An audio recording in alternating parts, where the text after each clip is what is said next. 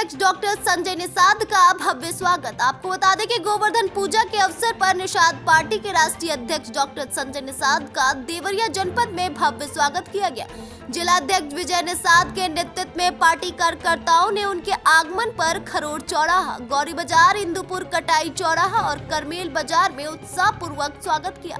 Doctor Sanjay Nishad Rudrapur विधानसभा क्षेत्र के करमेल ग्राम सभा में आयोजित एक विशाल कबड्डी एवं दंगल प्रतियोगिता के मुख्य अतिथि के रूप में पहुंचे थे। इस अवसर पर उन्होंने युवाओं को खेलों में भाग लेने के लिए प्रेरित किया और कहा कि खेल से न केवल शारीरिक विकास होता है बल्कि मानसिक मजबूती भी मिलती है। डॉक्टर निषाद कार्यकर्ताओं के जोशपूर्ण स्वागत से बेहद प्रसन्न नजर आए और उन्होंने निषाद पार्टी की मजबूती और एकता के लिए सभी का धन्यवाद दिया। वाले सीखते हैं और गांव वाले जब सीखते हैं तो ग्राम सभा, विधानसभा और लोकसभा और राज्यसभा, यही तो 4 सभा है जहां पक्ष विपक्ष मिलकर लड़ाई लड़ते हैं और जनता के हितों में जो रक्षा करेगा वो जीतेगा। वहां जनता अब जज है, जनता फैसला लेती है, जनता भाग्य विधाता है, तो जनता कार्यों के आधार पर उत्तर प्रदेश की जनता फैसला ले रही है।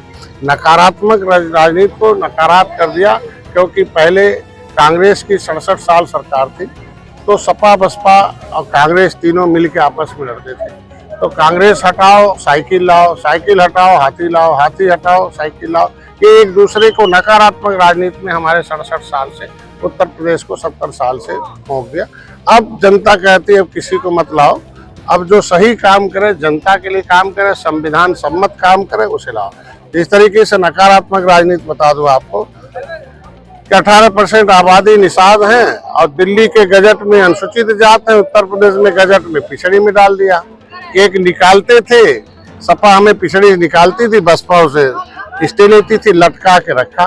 तो आज के दिन में अगर सकारात्मक राजनीति हमारी सरकार कर रही है, योगी जी ने दिल्ली में उठाते हुए थे, सदन में हमारे आरक्षण के मुद्दे, मुख्यमंत्री हुए, पहले मुख्यमंत्री 70 साल में है कि 18% निषादों की आबादी के लिए उन्होंने एक पत्र लिखा आरजीआई को, ये दिशा निर्देश जारी करो कि ये निषाद अनुसूचित में है, पिछड़े में है।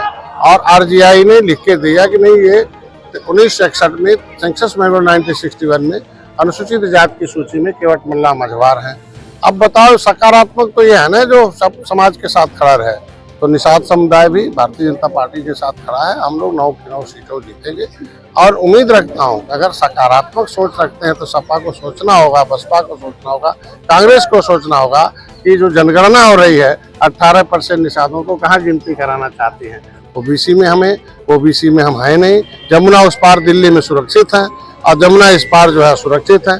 दिल्ली के रामचरित्र निषाद उत्तर प्रदेश में सुरक्षित सीट पर लड़कर सांसद हो जाएंगे और उत्तर प्रदेश के निषादों में कौन सी ऐसी कमी है कि जो संविधान का मिला हुआ हक नहीं दिया जा रहा। अब जो हक दे रही भाजपा, इसलिए अब वो हक पा रही है। भाजपा ऐसी पार्टी है जो रामचरित्र निषाद को उत्तर प्रदेश में लाके लड़ा के साबित किया कि निषाद अनुसूचित जाति का हकदार है। हम चाहते आगे भी होगा और भारतीय जनता पार्टी के साथ मछुआ समुदाय के लोग सभी लोग रहेंगे। हम 9 सीट 9 जीतेंगे, क्योंकि 9 पर कश्यप कहार धीमर रखवार माथम तो रहा, केवट मल्ला बिन कश्यप, ये सारी उपजातियां उस पर निवास करती है और हर जाति हर धर्म के वर्ग के लोग बिना भेदभाव के हमारी सरकार उनके साथ खड़ी है। इसलिए सभी जाति के लोग वोट देकर फिर से जो चुनाव है उसमें हम लोग जीत दर्ज करेंगे। सर, आपकी पार्टी के द्वारा एक बैनर जारी हुआ है कि 27 में खेवनहार, इस बारे में क्या कहें? अरे त्रेता में खेवनहार थे, रावण को खत्म करना था, सुग्रीव की मदद करनी थी, बाली को खत्म करना था, तो निषाद राज ने भगवान राम को गंगा पार किया। हाथी साइकिल पंजा को भी हमने अपने नाव में बैठाया, 70 साल पार किया, लेकिन उन लोगों ने समझ नहीं पाए, निषादों को उतार दिया मझधार में। अब हम लोगों ने उनको अपनी नाव से उतार दिया तो देखो डूब रहे हैं हाथी साइकिल पंजा के लिए। तो निश्चित रूप से खेवनहार हैं निषाद लोग, जिसका बटन दबाते हैं वही नैया पार होता है। तो आज के दिन में हमारी पार्टी है खेवनहार है 27 का। हमारे लोग, ये वोट है ना, जब तक ये हम लोग जिसको वोट देते वही जीतता है। जिसने भी निषादों को धोखा दिया वो धोखा खाया है। अभी भारतीय जनता पार्टी के साथ है और आगे भी रहेगा। सर, विधानसभा चुनाव में आपने देवरिया के रुद्रपुर में कहा था कि अगर भाजपा की सरकार बनती है तो जो निषादों का अधिकार है हम दिलवा कर रहेंगे, लेकिन ये कब तक उन लोगों को जो अधिकार मिलने का? किसी का जो संविधान जो होता है वो संवैधानिक अधिकार जो होता है, पहले उसको सम्मान चाहिए। पहले इनको केवटा मल्लावा बिंदक कस्सा कहरा कहा जाता था, रेट ऐसे बोला जाता था। अब जब से निषाद पार्टी जय निषाद झंडा, निषाद पार्टी का डंडे में झंडा, डॉक्टर संजय उनके कैबिनेट मंत्री हैं, मोदी योगी अमित शाह योगी तक मिलते हैं, ऐसी स्थितियों में अब निषादों को सम्मान कहते हैं, निषाद जी कह के बुलाते हैं, कश्यप जी कह के बुलाते हैं। जी लग गया, जब जिसको जी सम्मान मिलना, सुरक्षा, ये सुरक्षित है। पिछली सरकारों में इनको डंडे बजते थे, इनके ऊपर SC/ST रखते थे, इनकी नौकरी नाम है। अब इनका रह गया समृद्धि, तीसरा नंबर है। तो आरक्षण से समृद्धि मिलती है।